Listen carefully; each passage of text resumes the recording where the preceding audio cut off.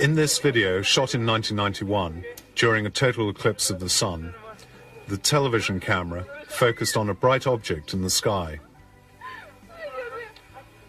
It then panned down to the roofs to establish the relative position and distance of the UFO. Here is the object on the film editor's screen. It's like a spinning top or a saucer which is turning.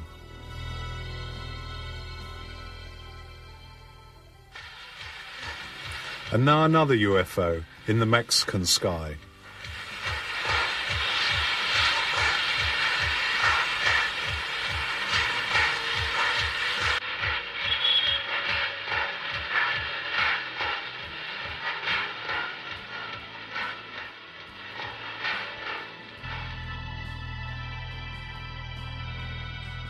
Let's look at it again on the editor's screen.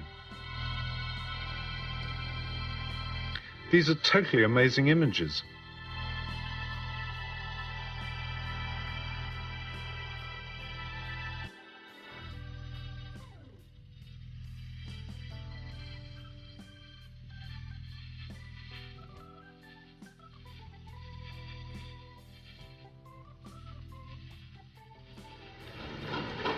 This is 1992. Watch the UFO as it moves about the sky.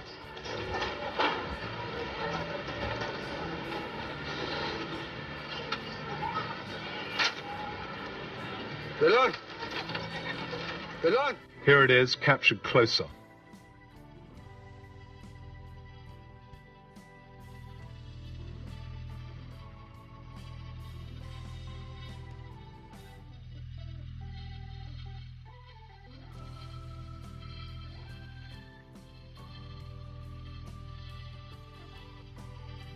No. 1994, and another UFO. This time in the skies over Mexico City itself.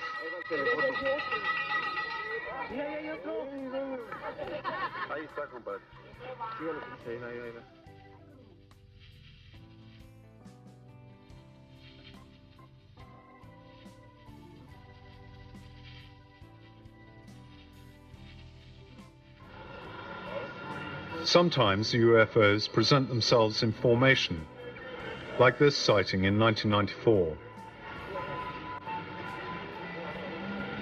The question as to the authenticity of the films seems to have been answered by Professor Quezada. To be a hoax, they would have had to have falsified the film on hundreds of videos taken by the vigilantes. A very expensive conspiracy. Who could possibly gain from it?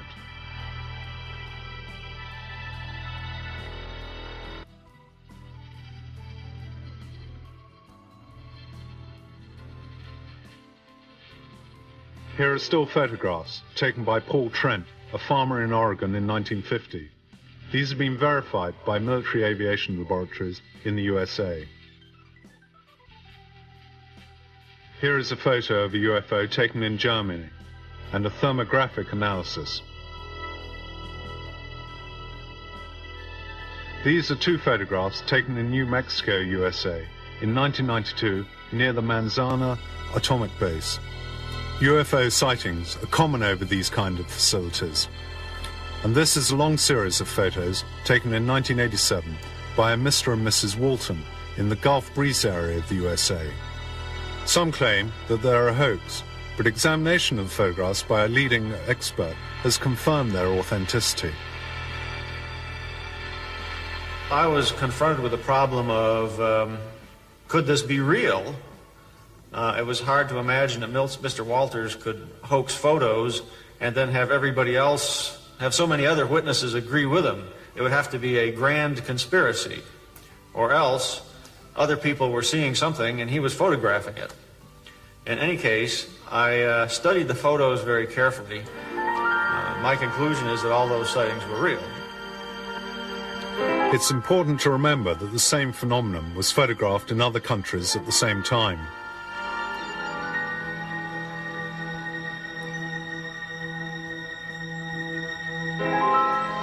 As you can see from the following examples, there are many kinds of UFOs.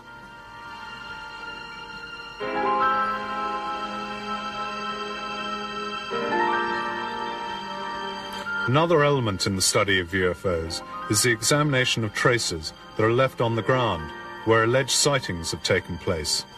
Sometimes a whitish substance falls from the UFO. Its analysis has given some disconcerting results. Noi abbiamo analizzato queste tracce e che cosa abbiamo trovato? Due cose molto importanti. What have we found so far? Primo, che il terreno non era bruciato. Come There are two important things. Tutta la storiografia degli UFO dice. The first was that the ground was not burnt as we thought. It was, in fact, crystallized by microwave radiation. The microwave in question would have been 50 million times stronger than an industrial oven. Imagine the power of it.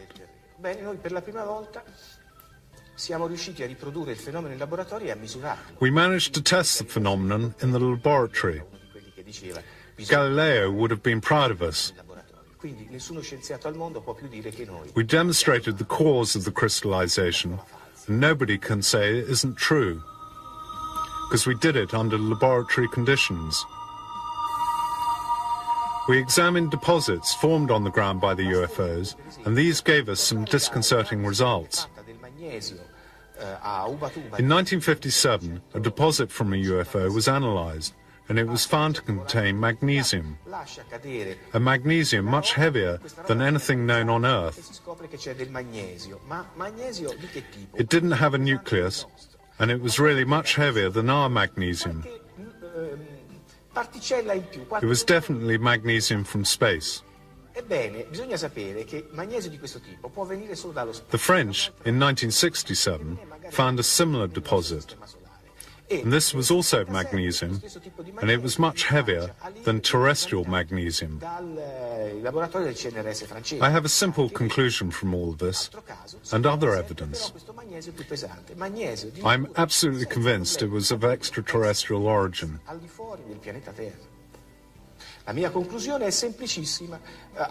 On this planet, we don't have the technology to make this form of magnesium.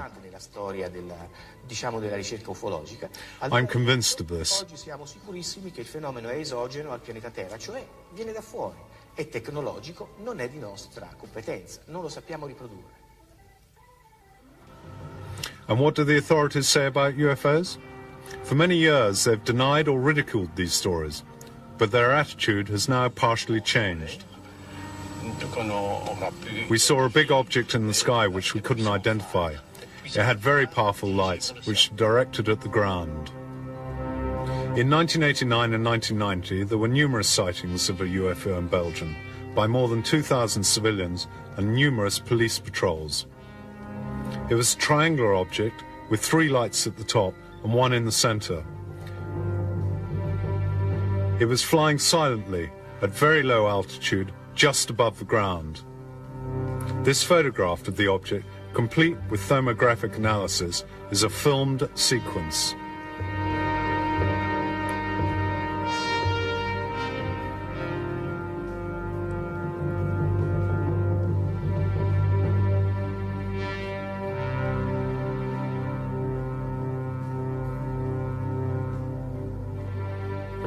Belgian military aviation authorities have officially joined a collaborative study of the case. After ground radar revealed the presence of the object, some jet fighters were scrambled to intercept the UFO, but without success, because the object performed some incredible maneuvers, demonstrating it was in some way guided. Was it an experimental military aircraft, like the stealth bomber? The US government has denied this possibility. The stealth bomber is also noisy, and the question is, why would a foreign experimental plane fly at low altitude over a densely populated area? Belgian Air Force General Charles de Bruer held a press conference on the 18th of December 1989 to confirm that they had intercepted UFOs. His written report states there were no signs of danger. The mystery of their origin remains, but the phenomena exists. It is real. A été contacté plusieurs fois pour demander s'ils avaient des observations au radar aussi.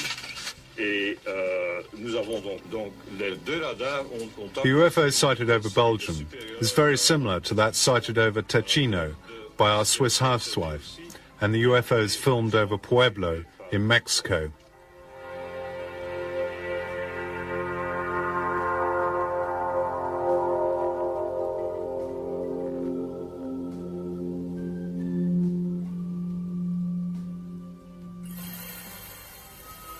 Other official confirmation includes the President of Brazil, President Kubitschek, who in 1958 declared that a Brazilian Navy ship had sighted and photographed a flying saucer.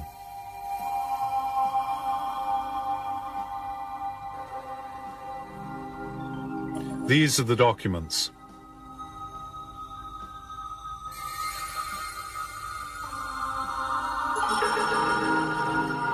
Spain has recently declassified some documents which confirm the sightings of UFOs.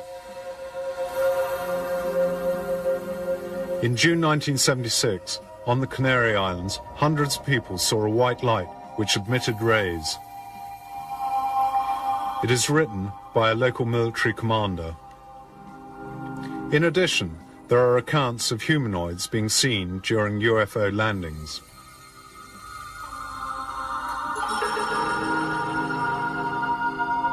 Still in Spain, a highly luminous disk was seen to come out of the sea. This sighting was confirmed at the same time in Italy. In 1978, the three pilots of a Spanish supercaravel flying over Valencia saw three red lights, which seemed to be at first on a collision course and then to dance in front of the aircraft. The caravel was forced to make an emergency landing, and fighters were scrambled to intercept, but they failed to make contact. In 1975, on the Bardeneas Reales military base near Navarra, a UFO was seen at low altitude. Until the end of 1990, the Spanish government had always denied the existence of any UFO file. And the same goes for the UK. Before 1990, there had only been the occasional comments as we list here. Lord Dowding, the Air Chief in 1954, suggested that 10,000 UFO sightings had been made and recorded. He also asserted that these were of extraterrestrial origin. In 1954, an RAF pilot named Saladin encountered some UFOs. This is Saladin's sketch. Ralph Noyes, Defense Secretary, is said by 1964 to have seen Air Force film of UFOs. In 1978, an English policeman, Tony Dodd, saw a UFO with a colleague. Then, in 1980, it was the turn of PC Alan Godfrey. And yet, as we have seen, there was no official confirmation of the sightings. All were treated as top secret. This secrecy has extended to the highest levels, with Chief of Staff Admiral Hill Norton declaring that he was kept in the dark on the existence of a special UFO department.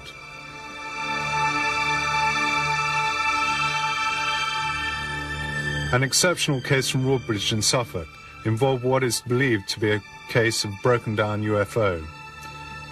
Air Force police patrols who went to the spot described the object as metallic and resting on three legs, emitting a strong white light. As they got closer to the object, the engines of their cars cut out and the radio contact was lost. This is not science fiction. The episode is confirmed in a report by the Deputy Commander of the base, Lieutenant Colonel Charles Hoult. In it you can read that the next day, traces left by the object were found on the ground. According to the reports of the Air Force Patrol, 3 humanoids were seen to leave the UFO. They were approximately 1 meter tall, with big heads and dressed in silver. The commander of the base, General Gordon Williams, is reported to have said that the creatures seemed to communicate by a series of gestures and telepathy. This encounter has never been officially confirmed.